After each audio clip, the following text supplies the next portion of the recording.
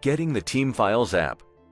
You can find the Team Files app in the Atlassian Marketplace site and directly from your instance, making it super easy to install a new app. On your Jira instance, open the Settings menu and select Apps. This opens the Find New Apps page. In the search bar, type Team Files and press Enter. And here it is.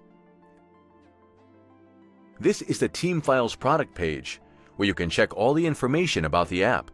There's also a link to book a demonstration if you want to know more before starting a trial. When you're ready, click the Try It Free button. Here you can check all the actions the app will be able to make on your behalf. These are the standard permissions, but please contact our support team if you have any questions or concerns. Click the Start Free Trial button to start a 30-day test period of the Team Files app. The installation takes a few moments. And it's ready. You can now start using the Team Files app.